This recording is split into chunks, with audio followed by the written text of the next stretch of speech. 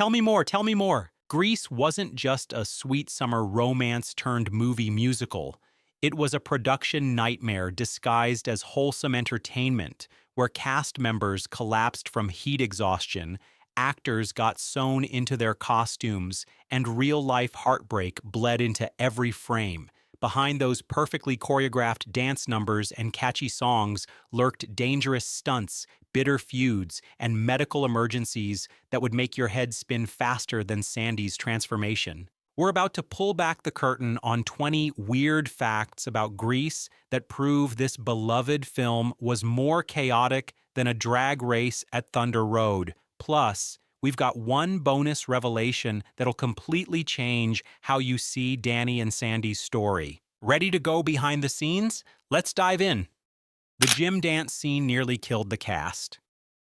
The temperature reached more than 100 degrees in the gym, which had no windows during the filming of the iconic dance competition. The heat wasn't just uncomfortable, it was downright dangerous.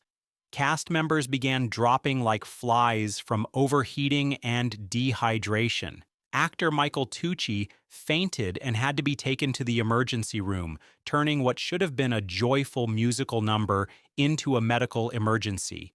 The scene that audiences remember as pure fun was actually a week-long endurance test that pushed the performers to their physical limits. What you see on screen isn't just choreographed perfection, it's actors literally fighting to stay conscious while delivering their performances. Elvis died the day they filmed the slumber party scene. Tragedy cast a shadow over production in the most unexpected way. The song and the slumber party scene were filmed on August 16, 1977, the day that Elvis died. The irony cuts deep. While the cast was celebrating teenage romance and rock and roll dreams, the king himself was taking his final bow. The timing wasn't just coincidental, it was eerily prophetic. Elvis represented everything Danny Zuko aspired to be, and his death on that very day added an unintended layer of melancholy to scenes meant to capture youthful exuberance. The energy you feel in that slumber party scene carries the weight of an era ending, even though nobody knew it at the time. Olivia Newton-John was sewn into her iconic black outfit. The movie's most memorable costume transformation came with a brutal price. Olivia Newton-John had to be sewn into her trousers at the end of the film as the zipper broke. They were put on in the morning, and she was not allowed to take them off or go to the restroom while they were on, as the crew would have to waste time sewing them back on. Picture this: Sandy's dramatic finale look required Newton-John to endure hours of physical discomfort, unable to perform basic human functions. The sultry confidence you see on screen masks the reality of an actress trapped in her own costume. Those legendary leather pants weren't just tight, they were a prison that Newton-John had to wear for an entire day of filming, all for the sake of cinematic perfection. Jeff Conaway's back injury led to years of addiction. The greased lightning number hides a devastating tragedy beneath its energetic choreography. Jeff Conaway stated in an episode of Celebrity Rehab with Dr. Drew that while filming the scene our song Greased Lightning, he was dropped by his fellow cast members and injured his back, leading to his addiction to prescription painkillers. What appears to be a moment of pure masculine celebration became the catalyst for Conaway's lifelong struggle with addiction. The very scene that showcased his character's confidence destroyed the actor's life. Every time you watch Kenickie belt out those lyrics, you're witnessing the exact moment that changed everything for Conaway, transforming a career highlight into a personal catastrophe that would haunt him for decades. Jeff Conaway couldn't speak around Olivia Newton-John. The chemistry between the T-Birds and Pink Ladies was more complicated than audiences realized. Jeff Conaway was so infatuated with Dame Olivia Newton-John that he got tongue-tied whenever she was around him. He later married Olivia's sister, Rona Newton-John. The man playing Danny's best friend was so smitten with Sandy that he literally couldn't function in her presence. This wasn't method acting, it was genuine infatuation bleeding into every scene they shared. The awkward tension you might sense between Kenickie and Sandy wasn't scripted. It was Conaway struggling to maintain his composure while filming with his crush. The fact that he later married her sister adds another layer of complexity to this behind-the-scenes romance. The Greased Lightning scene almost didn't feature the T-Birds. The most testosterone-fueled moment in the film nearly belonged to professional musicians instead of our beloved greasers. Danny, Kenickie, and the gang weren't even supposed to perform that song. The director, Randall Kleiser, initially wanted a professional band to take over the number instead of the boys. Imagine Grease without John Travolta sliding across that car hood or the T-Birds showcasing their mechanical prowess. Kleiser's original vision would have robbed audiences of one of the film's most iconic sequences. The scene that perfectly captured the gang's brotherhood and automotive dreams almost became a sterile performance by hired musicians. Thank goodness someone recognized that the heart of Greased Lightning lay in the characters' dreams, not professional polish. Most of the cast were actually adults playing teenagers. The high school setting was more illusion than reality when it came to casting. She was concerned that at 29 years old, she would not be able to convincingly play a teenager. Most of the movie's principal actors, however, were well into their 20s and 30s. Newton-John's fears about her age were shared by nearly the entire cast, who were portraying characters a decade younger than themselves. The teenagers you see on screen were actually adults with mortgages, real relationships, and complex lives far removed from high school drama. This age gap explains the sophisticated performances and mature themes that elevated Grease above typical teen fare. These weren't kids playing dress-up, but experienced performers channeling their younger selves. Annette Charles filmed while suffering from an ectopic pregnancy. The dedication of the cast extended beyond mere professionalism into dangerous territory. Annette Charles, the actress who played Cha-Cha, was truly an artist who gave it her all. During the filming of Grease, she suffered through a painful ectopic pregnancy but pushed off getting medical attention to see the scene through. While audiences watched Cha-Cha steal Danny away from Sandy during the dance contest, Charles was enduring a life-threatening medical condition. Her sultry confidence and commanding presence on screen masked excruciating physical pain. The scene that showcases Cha-Cha's effortless cool was performed by an actress literally risking her life for the role. Her commitment transforms every moment she's on screen into an act of extraordinary courage. The beach scenes weren't filmed in Australia. The opening romance that sets up the entire story was built on geographical deception. While Sandy and Danny are supposed to be falling in love on an Australian beach, the scenes were actually filmed at Leo Carrillo State Beach, located at 35,000 Pacific Coast, Shuai, Malibu, CA. The Australian coastline that represents the purity of their initial connection was actually California sand. This geographic sleight of hand adds irony to Sandy's transformation. She's not just changing herself for love, she's literally living in a fantasy. The beach that symbolizes their authentic beginning was as artificial as the personas they adopt throughout the film. Even the foundation of their romance was Hollywood magic.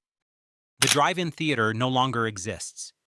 The iconic drive-in movie scene where teenage dreams collide with adult expectations was filmed at a location that now exists only in memory. The drive-in movie scenes were shot at the Burbank Pickwick Drive-In. It was closed and torn down in 1989, and a shopping center took its place.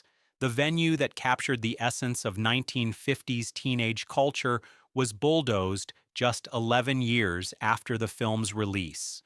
Where Danny and Sandy once navigated their complicated feelings, shoppers now browse for bargains. This transformation mirrors the film's themes about the inevitable passage of time and the loss of innocence.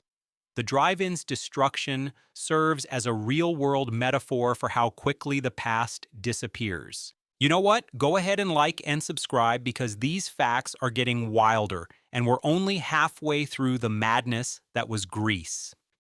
The hand jive contest was choreographed by a future director. The dance-off that determines social hierarchy at Rydell High had hidden significance beyond the competition itself. Patricia Birch, the choreographer and director of Grease 2, is one of the dancers during the contest. The woman responsible for every perfectly synchronized movement in the film literally danced her way into the scene, competing alongside the actors she directed. Birch's cameo represents the collaborative spirit that made Grease special. She wasn't just orchestrating from the sidelines, but throwing herself into the action. When you watch that contest, you're seeing the creative mastermind behind the movie's movement blend seamlessly into her own creation, making the scene both performance and meta-commentary on artistic involvement. John Travolta personally recruited Olivia Newton-John. The casting that defined the film's success happened through friendship rather than traditional auditions. Travolta, who was a longtime friend of the film's casting director, Joel Thurm, joined the project and advocated for Newton-John to be cast as Sandy. This wasn't a studio decision or agent manipulation. It was one performer recognizing something special in another.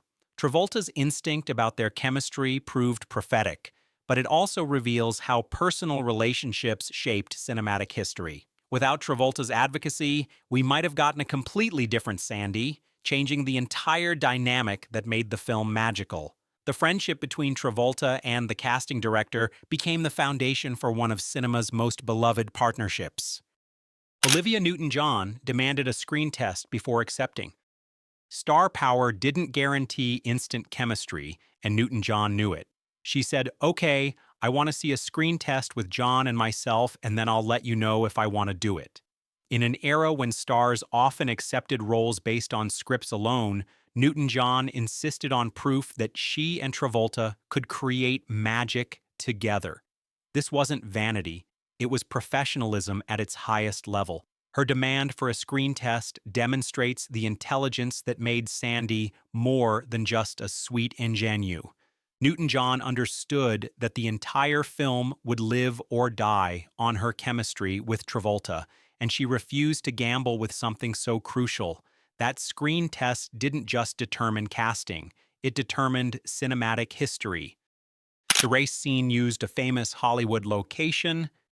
Thunder Road's drag race utilized one of Los Angeles's most cinematically significant locations. The race was filmed at the Los Angeles River between the 1st and 7th Street bridges, where many other films have been shot.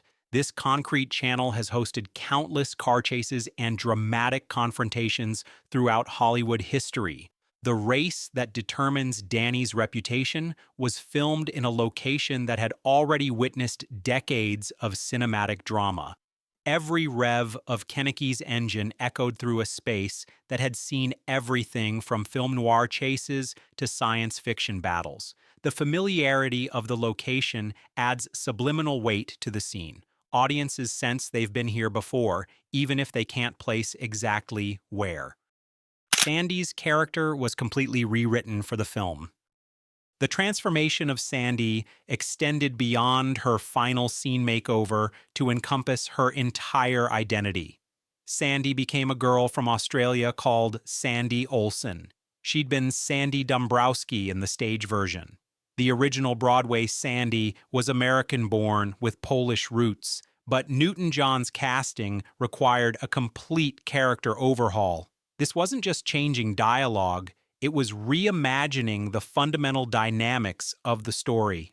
An Australian Sandy brought different cultural expectations and innocence to the role, making her transformation more dramatic and her initial naivety more believable. The name change from Dombrowski to Olsen reflected this new identity, trading Polish-American working-class roots for exotic Australian mystique. The film was shot during a legendary Hollywood summer. The production timeline placed Grease at the center of a pivotal moment in entertainment history. The movie blockbuster Grease, starring Olivia Newton-John and John Travolta, was filmed in and around Los Angeles over the summer of 1977. This was the same summer that Star Wars revolutionized cinema and Saturday Night Fever made John Travolta a global sensation. The cast was filming what would become a cultural phenomenon, while Hollywood itself was transforming around them. The energy and optimism that permeate every frame of Grease reflects this moment of creative explosion in American cinema. They weren't just making a movie, they were participating in a cultural renaissance that would define entertainment for generations. The chemistry between leads was instant and documented. The magic between Danny and Sandy wasn't manufactured in post-production. It was immediate and obvious to everyone on set. John and I had great chemistry from the first time we met, Newton-John revealed years later. This instant connection explains why their relationship feels so authentic despite the film's heightened reality. Their chemistry wasn't the result of method acting or careful direction. It was a genuine human connection that translated perfectly to film. The ease between Travolta and Newton-John permeates every scene they share, making their characters' complicated relationship feel lived in and real. That first meeting created a partnership that would define both of their careers and give audiences a love story that still resonates decades later. The film had no expectations of success. The modesty of Grease's production ambitions makes its massive success even more remarkable. Not one of the cast and crew suspected their little film would become a mega hit. They approached it as a fun summer project, not a cultural phenomenon in the making. This lack of pressure allowed for the spontaneity and joy that makes the film so watchable. Without the weight of expectations, the cast could focus on having fun and serving the story rather than worrying about box office performance. The casual confidence that radiates from every performance reflects this relaxed approach to filmmaking. Sometimes the best art comes from not trying too hard to create something important. Jeff Conaway had already played Danny Zuko on Broadway. The casting of Kenickie carried extra emotional weight due to Conaway's history with the material. Jeff Conaway once played Danny Zuko on Broadway, making his role as Danny's best friend a fascinating case of artistic evolution. Conaway had already lived inside Danny's skin on stage, understanding the character's motivations and dreams from the inside out. This experience informed his portrayal of Kenickie, creating a best friend who truly understood Danny's struggles because the actor had experienced them himself. The dynamic between Danny and Kenickie gains deeper meaning when you realize that Conaway was essentially playing a conversation with his former self, bringing authenticity to their friendship that couldn't be manufactured. The choreographer made a cameo in her own work. Creative ownership took on literal meaning when the film's movement mastermind stepped in front of the camera. The choreographer who designed every dance sequence in the film made sure her vision was perfectly executed by participating directly in the action. This wasn't ego, it was quality control at the highest level. By dancing alongside the actors she had trained, she ensured that the energy and precision she had envisioned made it to the screen. Her presence in the scene creates a direct connection between creative vision and final product, making the dance numbers feel more authentic and lived in than typical Hollywood choreography. Bonus fact. Here's the revelation that puts everything in perspective. Grease wasn't just a hit movie, it was a corporate lifeline. The film's massive success literally saved Paramount Pictures from financial ruin. The studio was struggling with a string of expensive flops when this modestly budgeted musical exploded into a cultural phenomenon. The same production that nearly killed actors with heat exhaustion and literally sewed its star into her costume became the financial salvation for one of Hollywood's most important studios. Every behind-the-scenes disaster, every medical emergency, every moment of chaos was worth it, because Grease didn't just entertain audiences, it rescued an entire film studio and changed the course of Hollywood history. Looking back at this production, it's amazing that anything this chaotic could create something so enduringly beloved. The heat exhaustion, the medical emergencies, the costume disasters, and the personal dramas all somehow combined to create pure movie magic. Grease proves that sometimes the most beautiful art emerges from the most beautiful disasters. What other secrets are hiding behind your favorite movies? Like and subscribe to find out, because the stories behind the screen are always more electrifying than what's in front of it.